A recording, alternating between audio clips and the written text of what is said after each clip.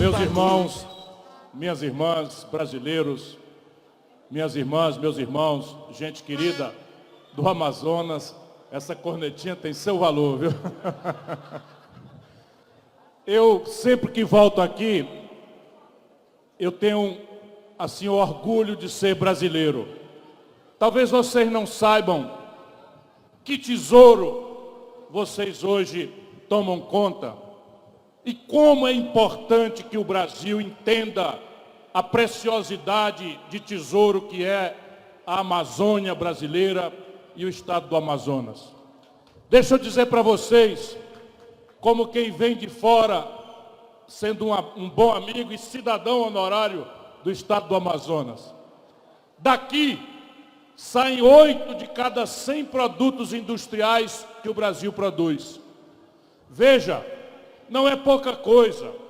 Num só estado brasileiro, 8 de cada 100 produtos industriais são germinados. Mas é preciso que a gente entenda que aqui não estão as matérias-primas, as peças dos produtos que são industrializados, em quase tudo de fora.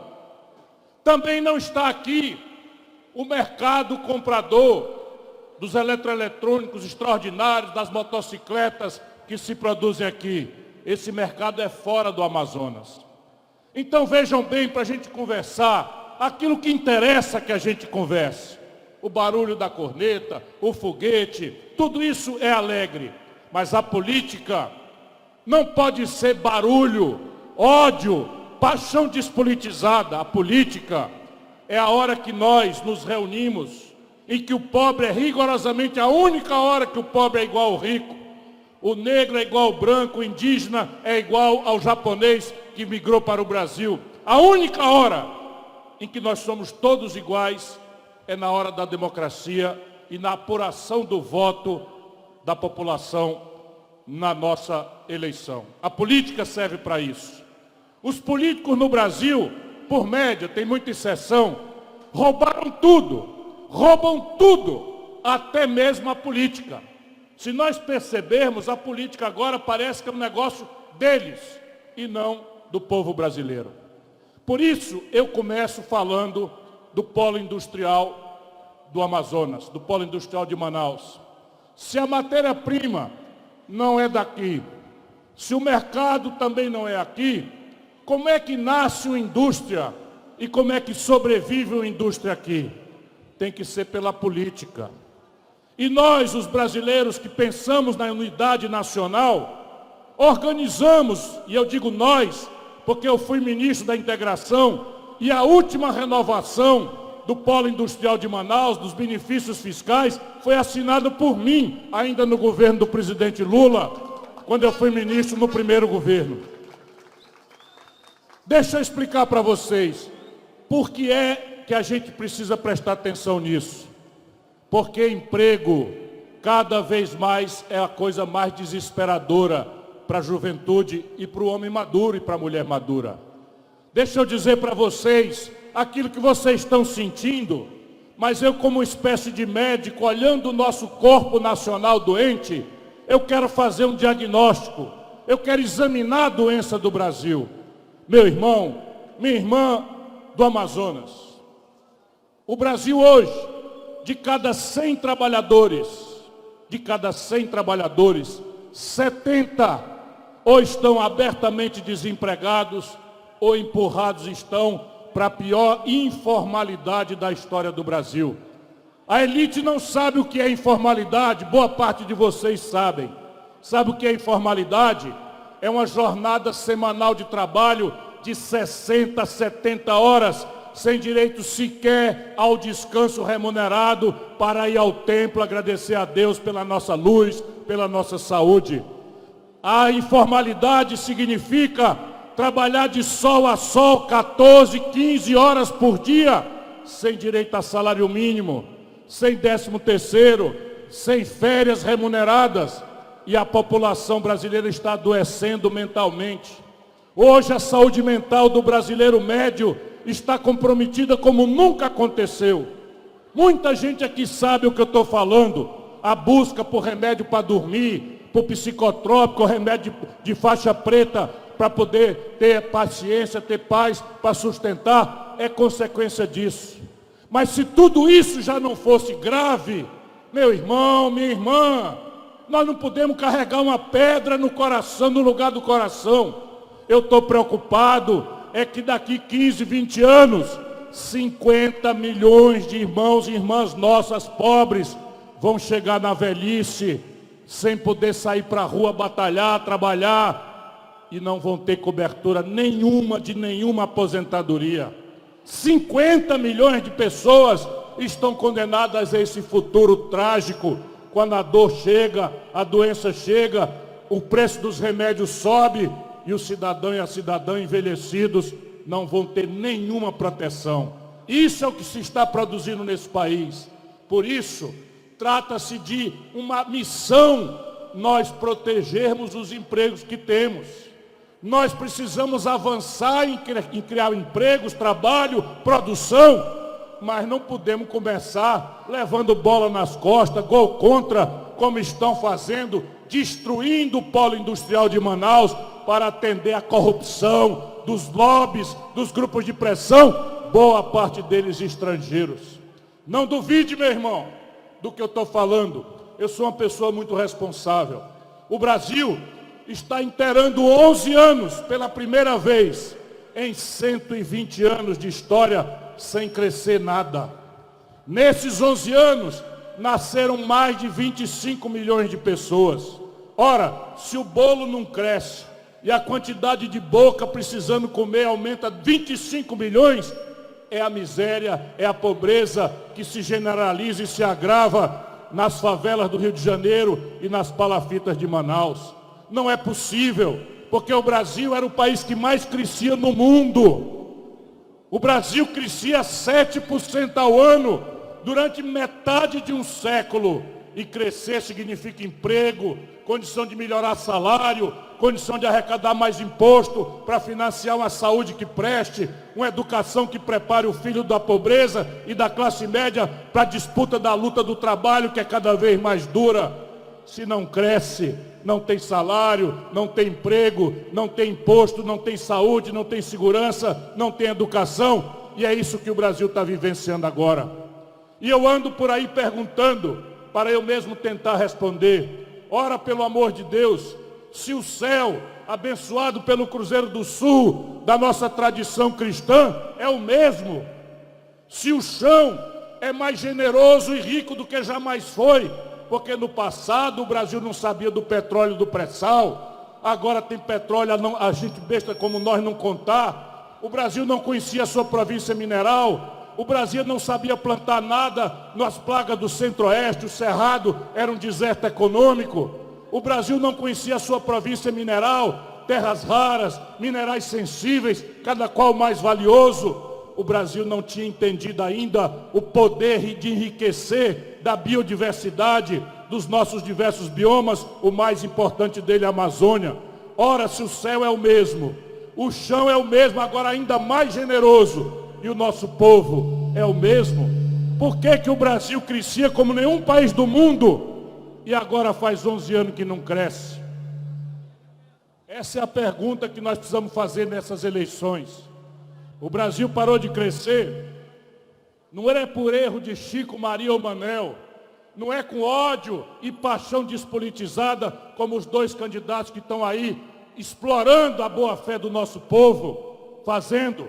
Não, nós precisamos entender que o que liquidou a economia do Brasil, o que está destruindo as nossas oportunidades, o que está fechando a porta do futuro para a nossa juventude, é um modelo econômico e um modelo de governança política que se impuseram ao nosso país ao longo dos últimos 25, 30 anos.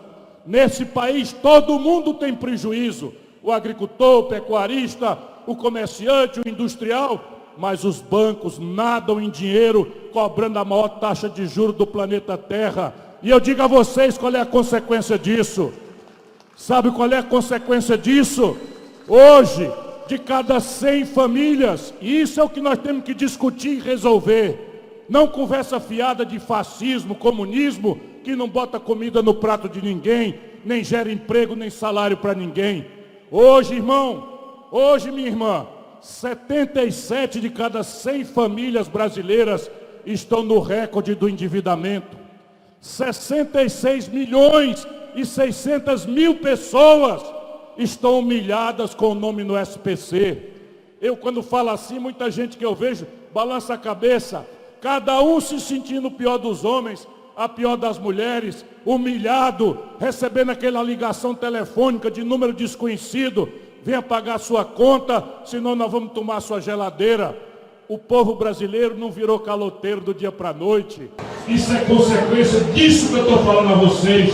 O governo brasileiro vendeu seus banqueiros e impõe ao povo a maior taxa de juros do mundo. Você compra um forno de micro-ondas por 400, paga 300, fica devendo 1.000 e ainda perde o emprego. É isso que nós temos que colocar em debate, é isso que nós temos que mudar no nosso país. Eu tenho, não vou cansar muito mais vocês.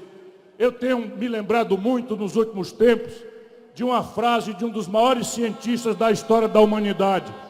Ele se chamava Albert Einstein. Toda a juventude aqui sabe o Einstein. Pois bem, ele é o maior gênio, o maior cientista da história moderna da humanidade. E ele dizia uma frase que é importante para a gente botar na cabeça quando voltar para casa, pensando no Amazonas e no Brasil. Dizia o Einstein, minha cara Carol, meu caro Luiz, que a definição melhor de insanidade, ou seja, de loucura, é você repetir as mesmas coisas e esperar um resultado diferente do que você tem. Essa é a lição que o nosso Einstein deu para todo o mundo e que eu acho que nós brasileiros temos que pensar. Por isso, eu venho pedir ao Amazonas, me ajude a mudar o Brasil.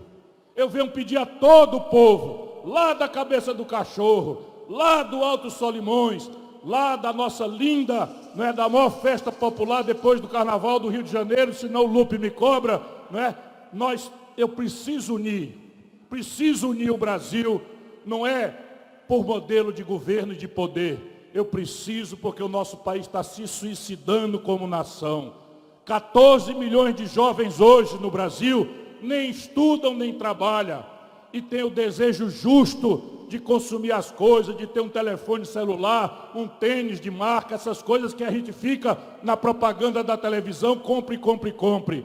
E a única oferta que nós estamos dando ao jovem brasileiro da pobreza, da periferia, é a ronda do narcotráfico, da facção criminosa, querendo ganhar nossos jovens, nossos filhos. Nós precisamos mudar o Brasil. Nós precisamos. E eu vim pedir a vocês para me ajudar a mudar o Brasil. Me ajudem a mudar o Brasil. Eu apresento todo o diagnóstico. Eu apresento toda a solução. Eu digo de onde vem o dinheiro, mas eu digo assim, eu vou cobrar imposto sobre as grandes fortunas. As grandes fortunas são 58 mil pessoas. Se eu cobrar 0,5%, ou seja, 50 centavos, sobre as grandes fortunas acima de 20 milhões, para não vou cansar vocês, só estou dando um exemplo, eu arrecado dinheiro para botar toda a juventude brasileira no escola em tempo integral, como nós estamos fazendo no Ceará. Mas aí, veja bem, 58 mil pessoas apenas, em 212 milhões de habitantes, serão atingidos por esse imposto. Mas eles são os donos da bola. Eles mandam na grande mídia. Eles compram os políticos, eles compraram os dois que estão liderando as pesquisas aí, o Lula e o Bolsonaro já estão vendidos para isso. Eu duvido que algum deles fale o que eu estou falando aqui.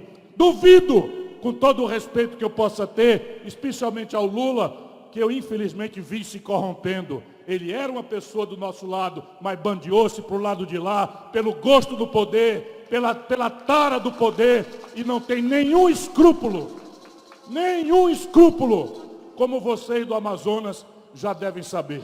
Eu encerro agradecendo a todos e a todas e a cada um, mas peço em nome de tudo que seja mais sagrado, vamos mudar, povo brasileiro, vamos mudar o Brasil, mas vamos começar mudando aqui, nesse pedaço importante do Brasil, esse pedaço importante do Brasil, que é o Amazonas. Nós estamos apresentando para vocês duas joias. Às vezes a gente de perto não dá devido valor ao que tem. Às vezes precisa vir um bom amigo para chamar atenção. Olha a lição do gênio Einstein. A ciência da loucura é fazer as mesmas coisas, repetir as mesmas coisas e esperar um resultado diferente. Se tem um lugar onde isso precisa ser pensado, é aqui. Como é que pode um governador bater palma para um presidente que está destruindo o polo industrial de Manaus e ainda querer o voto do povo? Ou as mesmas pessoas. Nós não estamos apresentando alguém que tem fortuna, que tem poder e que vai chegar arrasando, não. Nós estamos apresentando uma mulher que deu a vida, a vocação de servir ao povo, na justiça e agora na política, que é a nossa Carol Braz. Ajudem a Carol, cada um de vocês se transforme num guerreiro dessa luta, porque ela se elegendo muda o Amazonas e ajuda a mudar o Brasil. No Senado Federal, onde a parada muitas vezes é decidida, nós temos o Luiz Castro, é uma pessoa que vocês já conhecem, bateu ali na trave, sem dinheiro, sem roubalheira, decente, sem se vender, e está pronto para ser a voz do novo Amazonas no Senado Federal. Com eles vem o Machado, egresso do Ministério da Defesa, um patriota que vem para ajudar nessa luta. Mas não esqueçam, nós precisamos eleger uma boa bancada de deputados estaduais para ajudar a Carol a mudar o Amazonas e eleger uma boa, excelente bancada de deputados federais para me ajudar o Brasil. Deus te abençoe, meu irmão. Deus te abençoe, minha irmã. Levanta, Amazonas. Vamos mudar.